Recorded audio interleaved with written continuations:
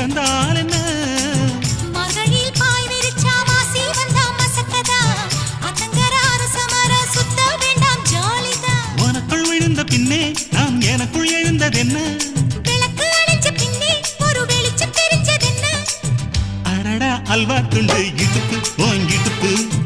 அழகா பத்தி பிச்சி நெருப்பு தூள் கிளப்பு சலக்கு சலக்கு சரிக சேல சலக்கு சலக்கு